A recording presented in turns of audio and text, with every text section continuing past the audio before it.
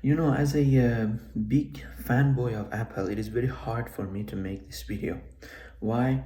Because here in Canada, we spend $371 to get these AirPods Pro, and yet it comes with two big design flaws that make me return the product to Apple. The first one being the fact that when you put it in your ear, it easily falls off. Right now it doesn't because it's kind of like new, but after a couple of minutes, as soon as you put it, if you're chewing, if you're talking like this, or you know, your jaws move, this thing will definitely come off. Okay, and this is the biggest tip that I used, the one to, because it comes with three tips, so I used the big one, and yet it still falls off of my ear after just 5-6 minutes of use. Okay, now you might be telling me, okay, there are some tips on Amazon, but let me tell you something. I have asked people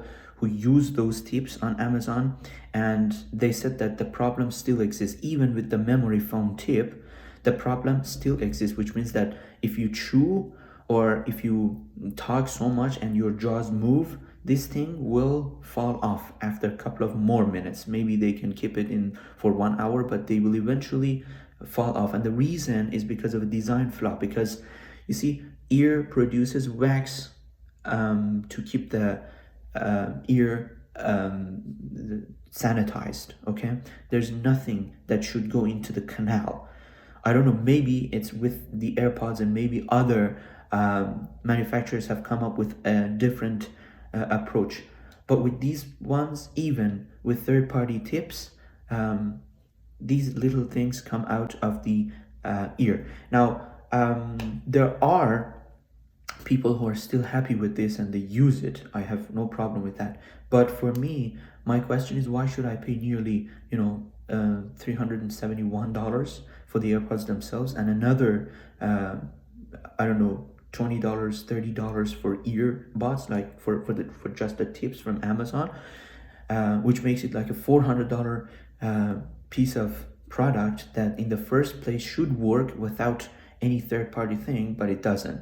Okay, so this is the biggest design flaw. The second design flaw is this button. I don't know if you can see. So this is the button.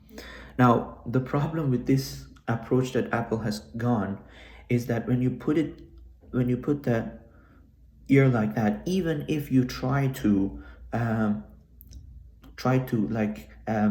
put it back and push it back so that you continue talking, you may inadvertently and unintentionally hit the button, and that will disconnect the call. It has happened to me a couple of times. Okay, so so as you can see, these little two things has the dots. So you have to make sure that when you fasten them, when you want to refasten them for hundreds of times, you have to make sure that you don't touch the button. Apart from that, let me just mention something else. If you're using hats or any other, I don't know, hoodies or anything that covers your ears, you're not able to reach these buttons. However, let me show you. However, with the first generation that I have, okay, it's so easy. I have tried this one. Not only doesn't it fall, but also if you're wearing a hat, you can easily tap. So I'm still a fan of tap feature.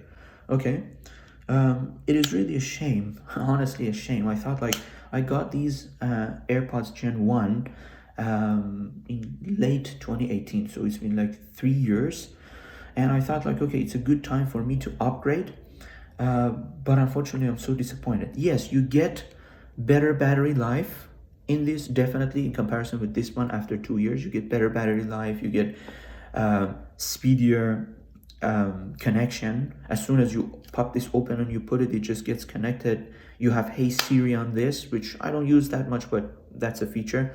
You have a spatial audio, which I don't think it's like a hyped feature, because if you use the same AirPods, the generation 1 AirPods, or any other earbuds that has some quality to it, you can still watch those spatial audios and understand and grasp the voice.